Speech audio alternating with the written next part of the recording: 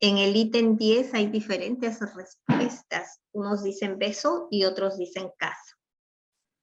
O sea que están entre un texto expositivo o descriptivo.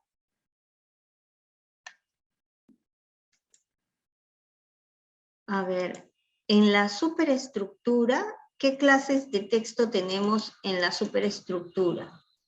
¿Ya? En la superestructura tenemos estos 4 menos el informativo. No existe, este es un distractor.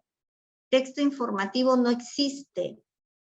Tengo el expositivo, el instructivo, descriptivo, narrativo, ¿y qué falta? ¿Qué falta? A ver, recuerden. El argumentativo. Correcto, y el argumentativo. Informativo es distractor, informativo es distractor. Nadie debe marcar de dado ahora. Muy bien. Si yo voy leyendo el texto, dice, para publicar en esta revista debe enviar su artículo a la dirección indicada más arriba, en un sobre tamaño A4 junto con su currículum vitae. El artículo debe incluir un resumen de no más de 200 palabras, así como una lista de 5 conceptos. Entonces, a ver, me está diciendo qué es lo que debo hacer. Debo enviar el artículo a la dirección que me están indicando. Debo enviarlo en un sobre tamaño A4. Debo hacer esto, debo hacer esto. Entonces, ¿qué tipo de texto es? Claro, ¿qué hacer? Entonces, ¿cómo se denomina a ese texto que me da pasos a seguir? Aquel que me orienta a qué debo hacer. Veamos. Correcto, ese es el texto instructivo. Estoy frente a un texto instructivo.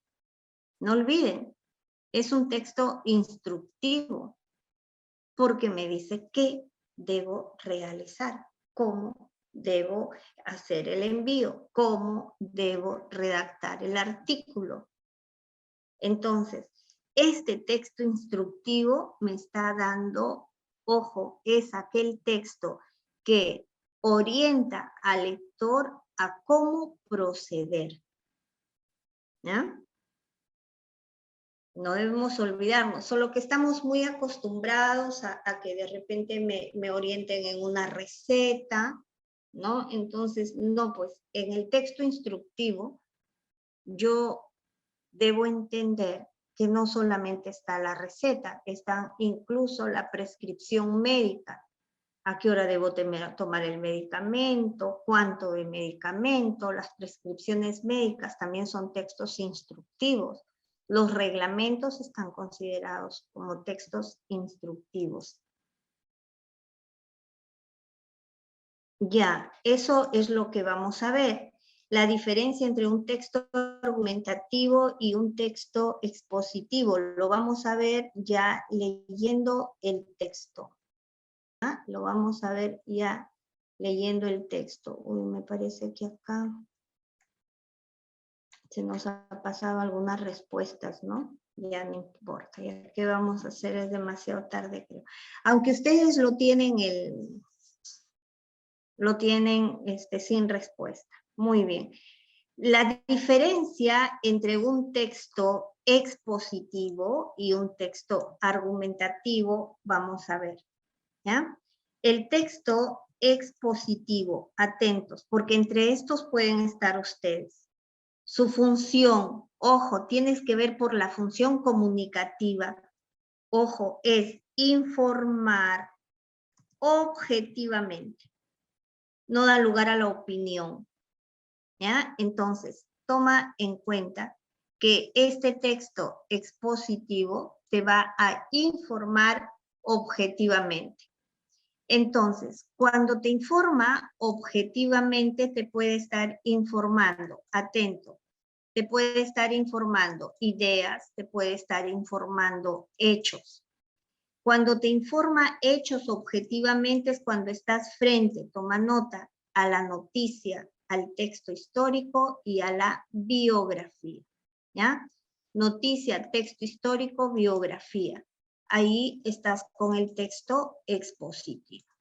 Entonces, no olvides, este texto expositivo te va a informar objetivamente, ¿ya? Informa objetivamente. Si informa ideas, por ejemplo, atentos, tú no dudas si estás leyendo un texto sobre la célula y en la célula te da la definición, las características, las funciones. Entonces tú ahí no dudas y tú dices, este es un texto expositivo, porque vas encontrando definición, características, etcétera, ¿no? Bien, entonces, informa objetivamente, ¿ya? No olvidar, objetivamente. Ahora, este texto que te informa objetivamente no da lugar a la opinión del autor. Es muy diferente a cuando tú estás con un texto argumentativo. Vamos a ver lo que pasa en el texto argumentativo. Acá tú vas a encontrar la opinión del autor.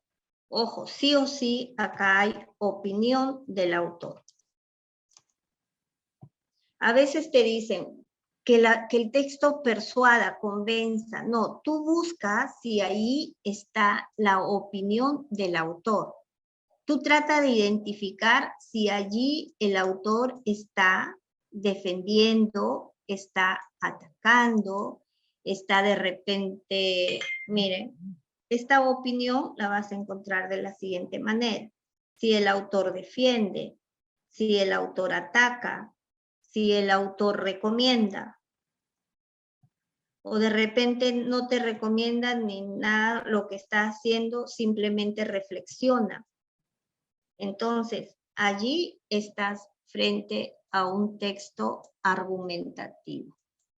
¿Ya? Allí estás frente a un texto argumentativo. No sé si habrá alguna pregunta.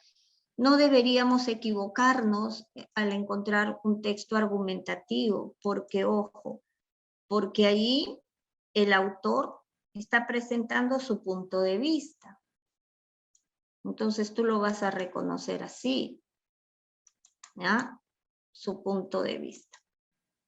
Bien. Ahora, el texto argumentativo, ¿por qué lo tendrías que confundir con el expositivo? No hay una razón, no hay una justificación. Pero, ¿qué hace el postulante? Escucha acá. Como para argumentar, sea para defender, sea para atacar o para recomendar, el autor recurre a información objetiva, ¿no? Para argumentar, para darle mayor validez a su argumento, recurre al texto expositivo. Y allí es cuando tú te equivocas, cuando recurre a este texto expositivo.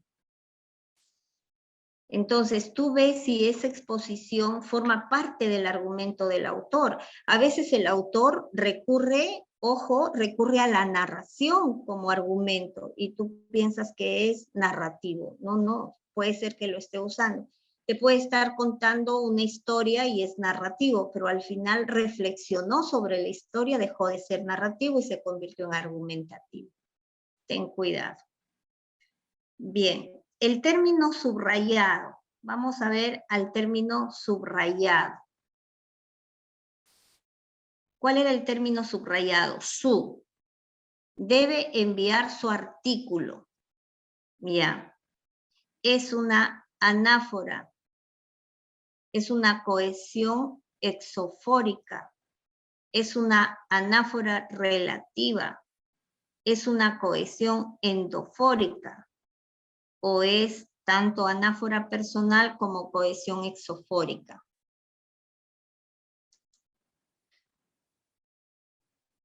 Avión, me dicen. Avión, ¿es una anáfora personal? Atentos. ¿a quién está haciendo referencia? Toda anáfora hace referencia a lo que se dijo antes. Si yo digo, Miguel presentará su artículo, entonces ahí es anáfora, porque ese su hace referencia a Miguel. Pero acá no sabemos a quién está haciendo referencia. Está haciendo referencia al lector, al que está fuera del texto. Entonces, si está fuera, es exofórica. Si estuviera dentro, es endofórica. Y para que sea anáfora, tiene que ser endofórica. Si no, no. Porque la anáfora es un caso de cohesión endofórica. ¿Ya? Entonces, si yo dijera, Ricardo debe enviar su artículo, entonces ahí sí sería anáfora y sería endofórica, porque hace referencia a Ricardo. Pero acá no ha sido mencionado ese sujeto al que está haciendo alusión su. ¿Ya? Entonces eso queda claro. Sería una cohesión. ¿Qué tipo de cohesión? Porque no está en el texto a quien hace referencia. Díganme, ¿cómo se llama esa cohesión? Exofórica.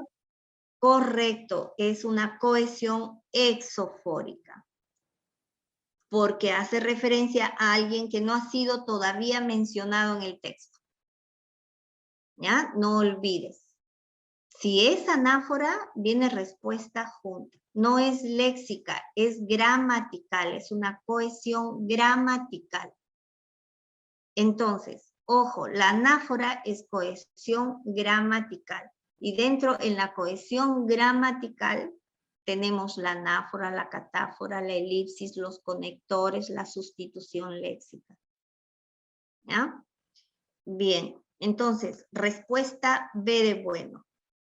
Según el texto, en la redacción del artículo se debe cumplir con los siguientes requisitos. A ver, ¿cuáles son los requisitos? Voy a reducir un poquito.